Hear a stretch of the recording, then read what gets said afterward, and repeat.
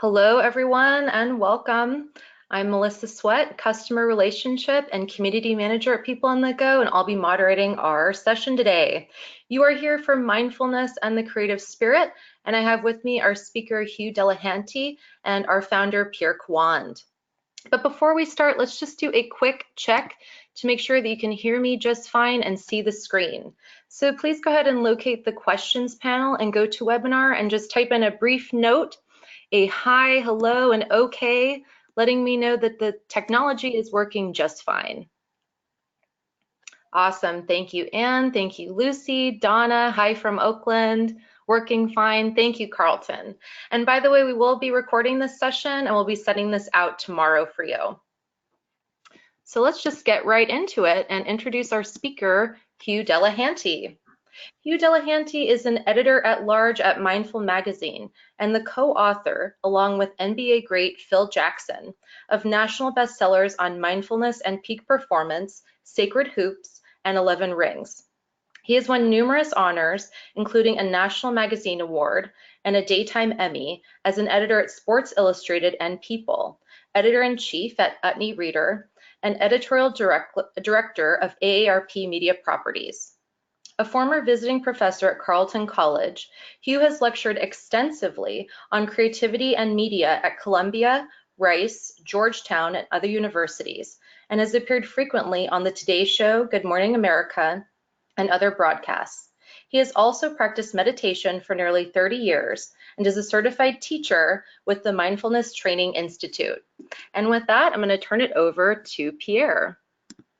Thank you, Melissa, and welcome everyone. I'm very much looking forward to today's session and hearing Hugh's insights from years and years of being in this field.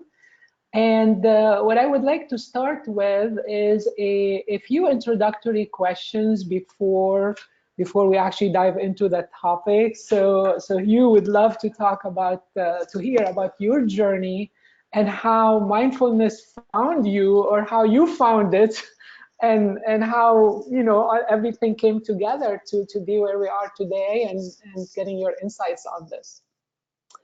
Well, for me, it started when I was an editor at Sports Illustrated, and I was Sports Illustrated was an interesting place. It was like we had a 4-day work week, which meant we worked 12 to 16 hours a day, and it was really an overwhelming experience. And for me, I found myself running into a creative wall. I didn't feel like I had the excitement about creating things that I did when I was a kid or younger. And so I really wanted to address that. And the second thing was I felt like I was losing touch with my body. I was in my head so much.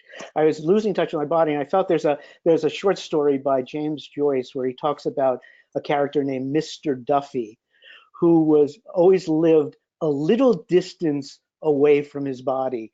And I felt like that's what was happening to me. And so I found that there was a class, there was somebody in my building, amazingly enough, in New York City, that was teaching Zen practice. And so I decided to join the group.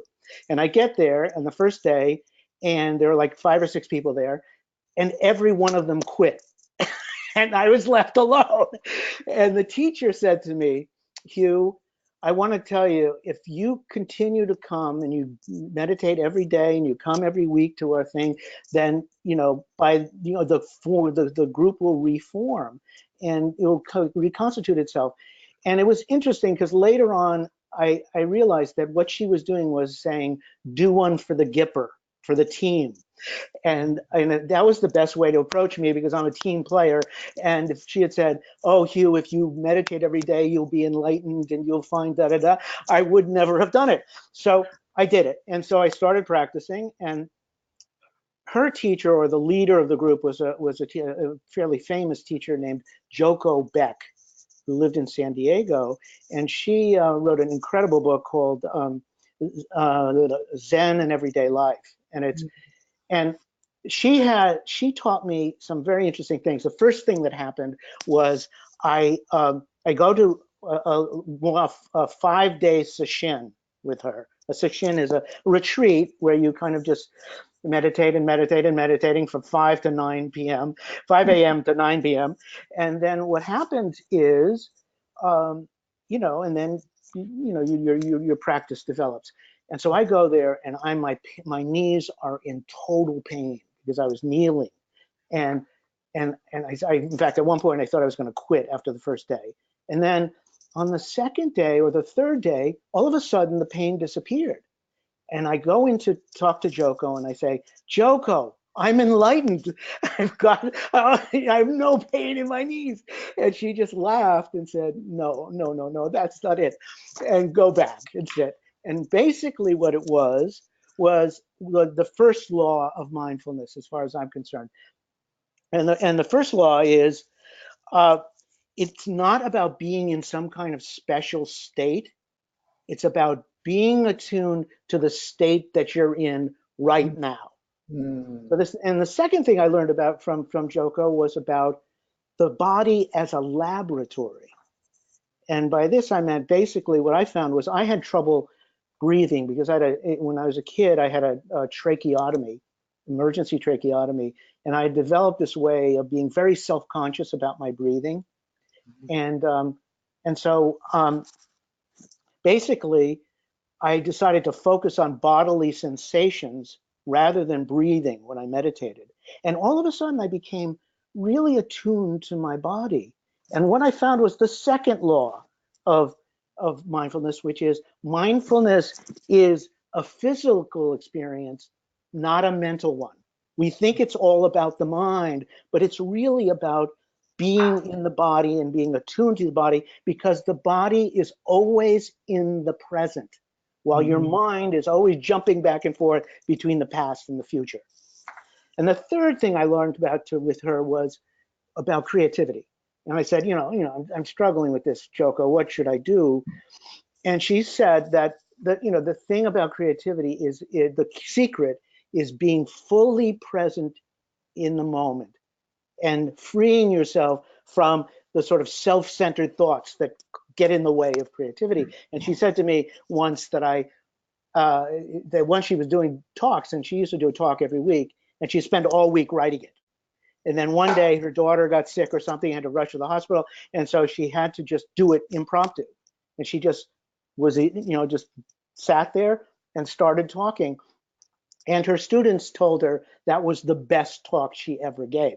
And what she found was it was about this kind of deep listening that happens, this kind of deep knowing that happens when you're in the present moment. And so that's the third law: be fully present, and what you need right now will arise. Wow.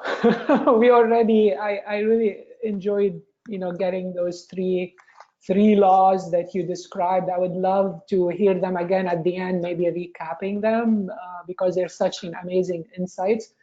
So Hugh, one thing we do in most of these webinars, even though I think no one in the audience today is wondering what mindfulness is and what meditation is, but it's always good to get our speakers' view on this, make sure we're all on the same page, and would be great to hear from you, like, what is mindfulness, what is meditation, and how you typically explain those and shed some light into them.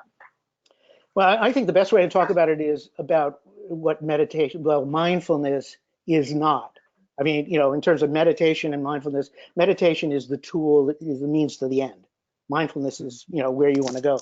But the first misconception everybody has is that mindfulness is a relaxation exercise. They're just going to make you calm and centered and grounded. Well, that's not that may happen. That may happen, but it may not. and what it is that, what you really want to do is, the goal is to be fully present in whatever's happening right now.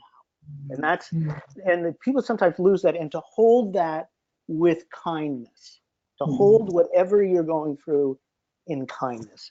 The second thing is, it's not a quick fix.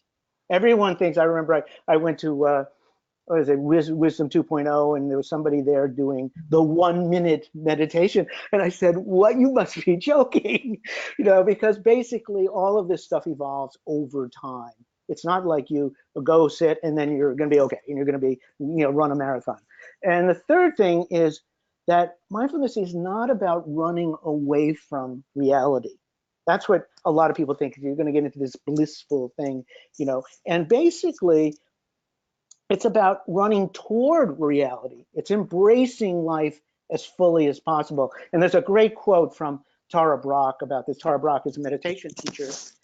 And she says, we don't have any power when we argue with reality, but coming into the moment empowers us. It's not about being a doormat. It's about opening to the wildness that's here, the wildness that's here. When we're aligned with reality, we tap into a power, a very universal power and clarity. Mm. So when I think about mindfulness, I think, the best definition is John Kabat-Zinn's definition, which is, many of you may know this already, mindfulness is awareness cultivated by paying attention in a sustained and particular way, on purpose, in the present moment, and the most important thing, non-judgmentally. Mm-hmm. So a couple of things, mindfulness is not about forcing your mind not to wander. A lot of people think that's what it is. Oh, my mind's going, No, it's about redirecting your attention to what you need right now in the present moment. Mm-hmm. The second one is mindfulness is a kind of knowing that's bigger than thoughts. People think it's all about thoughts, but it's really about something bigger than thoughts. It's a clear awareness that allows you to accommodate all of the experience in your life.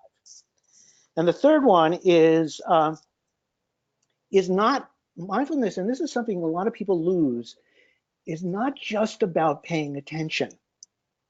It's the word sati in Pali, which is the word mindfulness, is translated as mindfulness. What it really means is remember or recollect. And so a lot of teachers think that it's just remember to be in the present. Well, no, it's about remembering to be in the present with intention. It's remembering what matters most right now.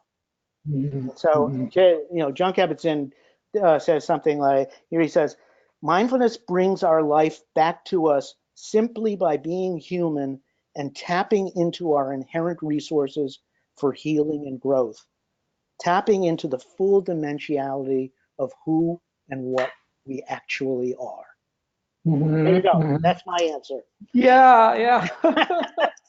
That's a great answer, and I really appreciate this differentiation between mindfulness may be about relaxation or feeling good, and the way you really emphasized that it's about feeling what we're feeling and being with it, as opposed to just trying to feel a certain way. So thank you.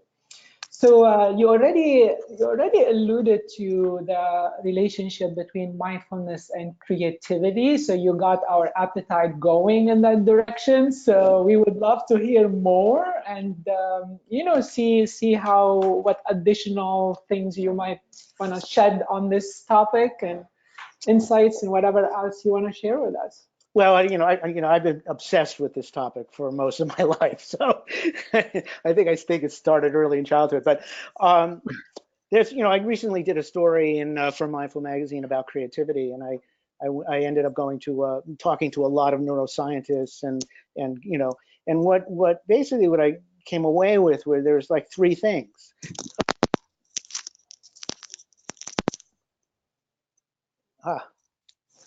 These are tricky little things here. Basically, in the latest findings in neuroscience about creativity and mindfulness, one is being open to experience is the personality trait that is most predicts whether you're going to be creative or not. And it meaning being open to experience, not just external experience, but also internal experience like intuition, imagination, and self-esteem issues. And all the other personality traits, you can see, you can have people that are, that are great creators that are narcissistic. There are all kinds of other things, but the second thing is what mindfulness does is it calms down the anxiety that can get in the way of creativity. And that's a really important, it's like, because most of the things that get in the way are blind, we get blinded by fear, anxiety, esteem issues, things like, I'm not good enough, that kind of thing. The third thing is that creative people are more attuned to their inner monologue. They, mindfulness is, and that's the link between mindfulness and mind wandering. That people who are highly creative, they can pay attention to what's going on in their mind, even if their mind is wandering, in negative or positive directions. And it's like, the key to creativity is balancing the executive network, which is the thing when we go to school and we get things done, the part that wants to get things done and narrow focus, and the imagination network, which is really about all the things that make us human, which is, how we construct a sense of the self, how we imagine things, etc. So I went to this, there's a teacher at Spirit Rock named Anna Douglas, who teaches a lot about creativity. And she said that it's like, the mindfulness is like frozen ice cubes melting, that process of mindfulness and creativity. And it's like melting the frozen judgments, plans, and ideas that keep you from being in the moment.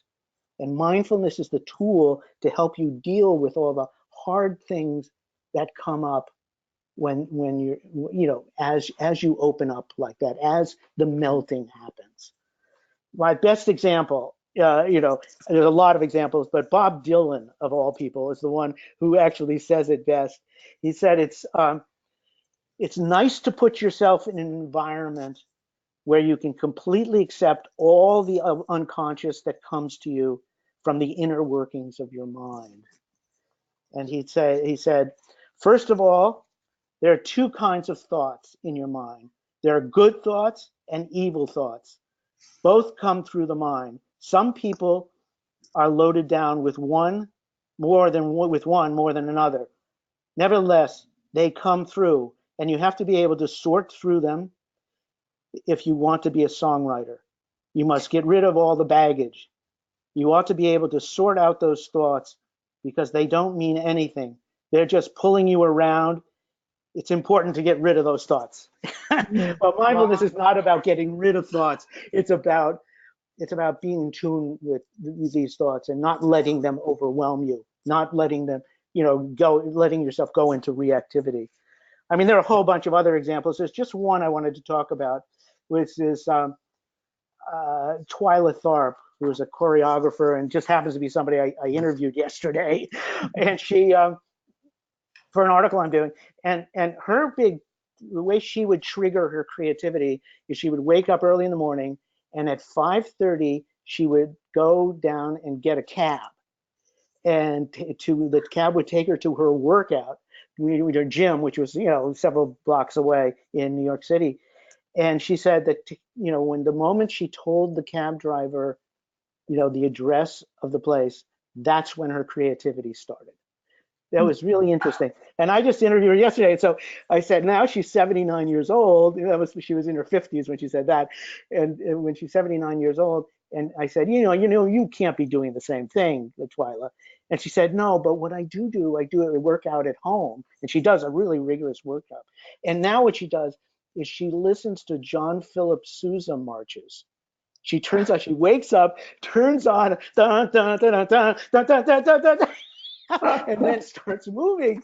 And she says that cultivates optimism. So, and that optimism is the key to creativity. So there you go.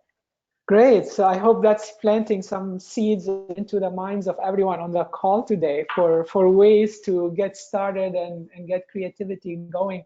You mentioned something very interesting, Hugh, about how anxiety, fear, overwhelm can kind of block creativity. And I'm wondering if you think mindfulness can help in basically helping us overcome anxiety and fear and therefore be more creative. Any Oh, thoughts? absolutely. Mhm. Absolutely. Should I do this exercise that we talked about, or should I just move forward? Yeah, no, let's do it. Yeah. Okay, this is very simple. I'd like everybody to just take out a piece of paper. Okay, this is going to be, and there, just write down for about 2 minutes. This is going to be 2 minutes. We're going to do this for 2 minutes. So it's very quick. And just write down whatever your dream creative project is. You know, write your novel, make a film, whatever. Get that goddamn resume written, whatever it is. So write that down, maybe a word or two. Then the second thing is what's getting in the way, and not just I'm too busy or that, but something that gets at the fear that's there. Whatever the fear is, fear of success, fear of failure, fear of looking stupid, whatever. And then the third thing is what's one simple thing you can do to get started. And I'll give you an example. For me, my big dream is to write a novel about Caravaggio, the painter. And it's a daunting process, And I decided, okay, my first thing is to learn Italian, so I can actually read the books about Caravaggio. So that's what I did. I signed up for a class at Berkeley, and I'm studying Italian. So Wow. why don't Whoa. you spend a couple minutes doing that, and Okay, and we'll I'll start the timer and I'll let you know when the 2 minutes are up.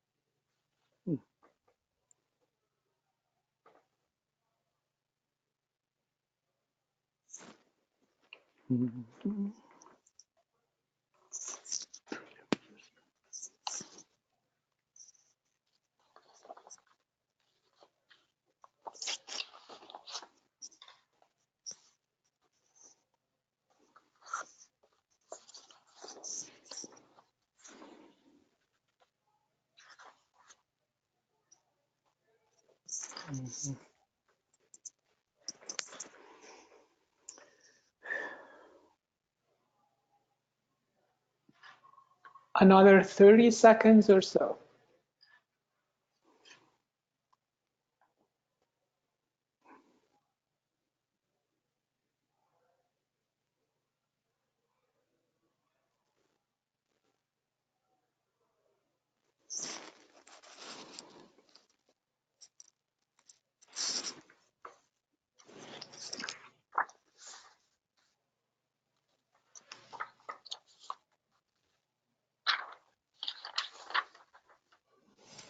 Okay, so it's time. You can finish writing the thought you're writing, and then back to you, Hugh. Okay. You can bring this stuff up during the Q&A section. You're talked about obstacles that get in the way and how to cope with them, and it's one of the best ways is what's called the RAIN process, and RAIN is an acronym for um, RAIN: recognize, accept, investigate, and the N is not personal. And so, in recognizing as an emotion comes up, or as you become attuned, just naming it. Oh, there's my fear of failure thing, or whatever. The second thing is to accept it, and to accept, which means to be with it, to be, and I think that's, and to be curious about it, and allow it to be what it is, as it is, rather than trying to put some overlay, what my teacher Joko used to call putting a head on top of a head. You don't want to put a head on top of a head. And so that's the second thing is acceptance. The third thing is to investigate. And what that means, and I think this is the key to mindfulness. This is what really got me going on with mindfulness, is about the curiosity, finding out what it is. And with emotions, Joko used to say that that emotion is only, what emotion is a thought and a bodily sensation. And the thing about thoughts is that they're very transient. They're, you know, and so it being attuned to what's actually happening in your body. I often find out what I find out what's happening with me emotionally by listening to my body. But it's basically investigating and feeling the emotions in your body, not just in your head. And the fourth thing is not personal, and that what that means is not identifying with the emotion. It's not like Hugh is a you know, a fearful, scared person. It's Hugh is having a fearful moment, you know, and and the thing that we find is that that time, you know, thoughts and emotions are transient. They last about 15 or 30 seconds. And basically the idea is to just sit there with them easily and not do anything, not say anything, not, you know, try to think anything, and just be with them as they are. And basically what will happen is the thought part will dissolve, and then you're left with what's happening in the body. And then you can deal with that. So I found that an incredibly effective technique for dealing with, particularly with emotions, but also thoughts that you're obsessive about. The other way is I'm going to talk about my own personal story, in the sense that what this is about is pushing yourself to the edge. And I took this creativity workshop at Spirit Rock, and I decided to do the painting part of it because I've been trained as a painter, and I had, you know, and I'd studied classical painting, mostly figure painting and drawing. And what happened to me was I'm in this room, and it was a 7-day workshop. It was a 7-day retreat. And on the third day, I went for a walk in the woods after a meditation section. And all of a sudden, I'm looking at this beautiful landscape and saying, oh my God, that's a painting. Oh my God, that's a painting. Oh my God, that's a painting. Everything I saw was a painting. And then all of a sudden, this voice started happening in my head.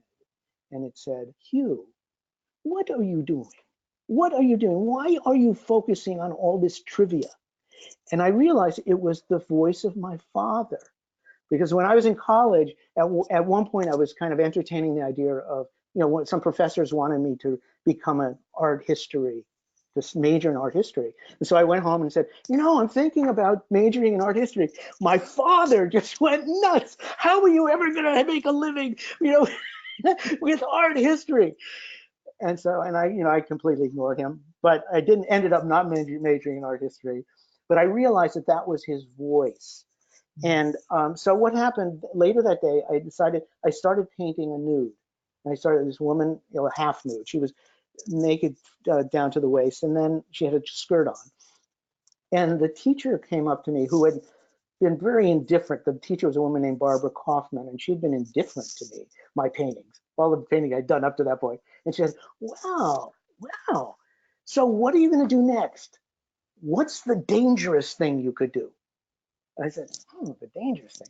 Well, I could have a guy nude next to her whispering in her ear. And she said, oh, that's great, do that.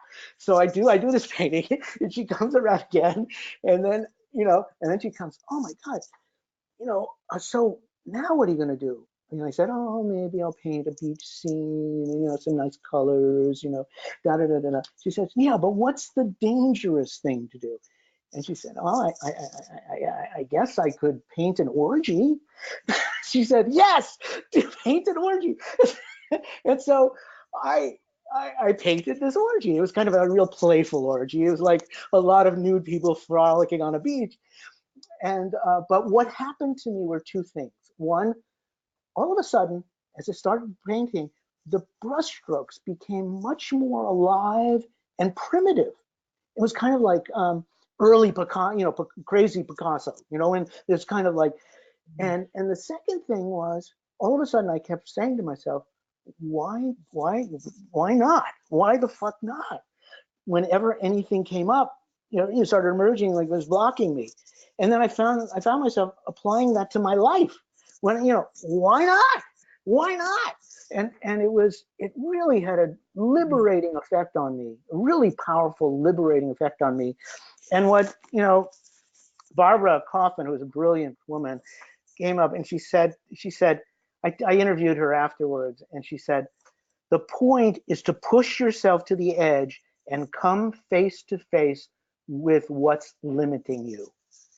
It's a creative invitation to move beyond the boundaries we've set for ourselves, to allow life to permeate those thick walls we thought were so secure.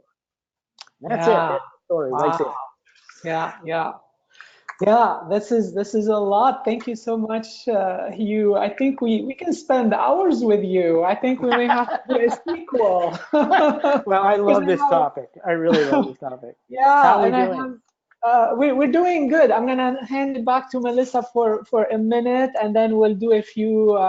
We'll hopefully be able to take a few questions from I love the it. audience. I love it. And I have many other questions, but I think we'll have to follow up on these. Okay. I know we might have to have a longer conversation. Yeah, definitely. Well, thank you so much, Hugh and Pierre, for that wonderful conversation. And thank you all again for joining. I wanted to share with you some resources from our speaker, Hugh. He's hosting the Power of Mindfulness one-day crash course, a workshop in next year, February, in Marin County. So not too far away for those of us in the Bay Area.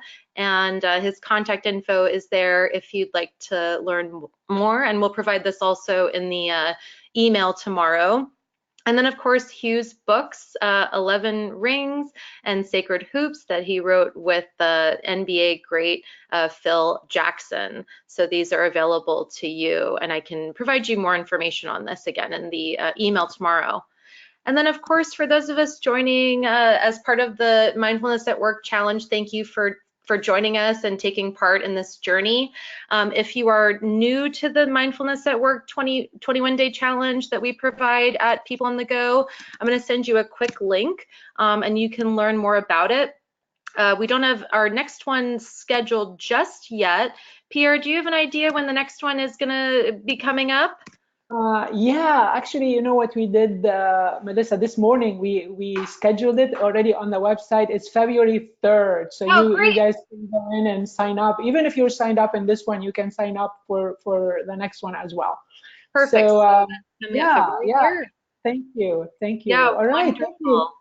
Thank you, Melissa. And I'd like to sneak in. I know we just have a couple minutes, and if there are many questions, we can extend by a few minutes. But I want to sneak in one more question, you, before we hit the 12:45 p.m. time, which is the official ending time. But then we can take a few extra questions if that's okay with you. Okay. So the question I have is: you did work with Michael Jordan. And we'd love to hear a little bit about what that was like. Well, Michael Jordan is an amazing person, and he's, I remember the day I interviewed him, I was sort of waiting in the room, and somebody had told me that he was like the most charismatic person you'll ever meet in your life. And I said, oh, geez, that's interesting. And so I'm sitting there, and I'm sitting and waiting. And this guy comes up to me and says, hey, hey, Chief, what are you doing? And I said, oh, well, I was just about to say, I'm waiting for Michael Jordan to show up. And it was Michael Jordan who was asking me that question. It was like, whoa. And so, but one of the things that I want to talk about Michael is that Michael went through a real transformation in terms of his own creativity. And he was, as he started out, he was this phenomenon, this person who could do things with a basketball that nobody else could do. And he thought of creativity as a sort of me project. It's like me being the best scorer, me being the person who could do anything, things that nobody else could do. And unfortunately, that only got you so far. As we all know, that only gets you so far, particularly when you're playing a team sport. I mean, if you're, throwing the javelin or something, maybe that's something else. But if it's a team sport, you really have to work with the other four guys. And so when Phil took over the Bulls, he had a conversation with Michael, and he told him, look, I know you want to win the scoring title every year, but you don't have to, average 35, 38 points a game. Why don't we cut it down to like 30, and then let some of the other guys shoot the ball? And so what happened was they instituted a system called the triangle offense, which was really about, it was what I call it is like Tai Chi, 5-man Tai Chi. It's like working with whatever the other guys do to try to stop you, and work as a part unit. So when you look at the games of the great Bulls, you can see them all working in motion with each other. It's like a ballet. They're all 5 of them working. So if an opening happens here, then if something gets blocked here, it gets opened up over here. And Michael really embraced this, actually. And they won 3 championships, and he still won the scoring title. And then there was a point that was really interesting. Michael went to play baseball. His father died, and he went and played baseball, which is a key moment in his life. And he came back, and one of the first practices he got into, and these are people who are listening, who live in the Bay Area will like this. He got into a fist fight with Steve Kerr. Now, Steve Kerr, who's now the coach of the Golden State Warriors, and Steve Kerr was the scrawniest guy on the team. He was like this little guy. He could shoot like hell. I mean, he was great. A great shooter. But he was like weak. He was like the weakling on the team. And all of a sudden, he's getting into a fist fight with Michael Jordan, and it was a transformative event for both of them. For Steve, he realized that he had to earn Michael's respect. And what Michael did with everybody was he would challenge them, and if they, depending on how they reacted to that depended on whether he would have respect for you or not. And in Steve's case, because he had like taken a slug at the guy, he won his respect, and they became a real good unit. And Steve became the best, and I think he still has the best 3-point shooter in basketball. And I think he still holds that record, that average. Michael, on the other hand, realized that, oh my God, I have to really get to know these people. I can't just be going and slugging, the smallest guy on the team. What? And so he realized that when he went away from basketball, he had lost touch with the team, and the team had reformed, and it was all new players, or a lot of new players. And so it kind of changed his view of leadership. And so what he saw, the way he described it to me was that he saw leadership as sort of like a concentric rings, like a tree. It's like there's the coach in the middle, and then there's the leaders on the team. And in the case of the Bulls, it was him and Scottie Pippen. And then there's the other starters in another circle. And then another circle is the guys on the bench. And then the other circle is like all of the support people. And then the other circle is the fans. So it's like that kind of thing. And that was his concept of leadership. And they won 3 more championships again, after again. And so that's Michael's, Michael could also be pretty mean and nasty, but also incredibly gracious and down to earth. He was an interesting mix, and also very smart. And I found when I was writing the book that I kept going back to my interview with him, for insight. Yeah, excellent. Thank you so much. So I think this is officially we're ending this session. Those who have a few minutes to stay will take like literally a couple of questions, and then we'll end in like less than 5 minutes. So Melissa, feel free to get into that, and if you have some questions you collected from the audience, good time to bring them up. Yeah, that sounds great. Teresa has a great question here. Hugh, in discussing rain, you mentioned how if you sit with a thought, it will disappear eventually. Is the same true of the emotion that goes with the thought? Will it dissipate as quickly? Well, emotions also dissipate. I mean, if the intense emotions, will continue, but it'll continue in your body.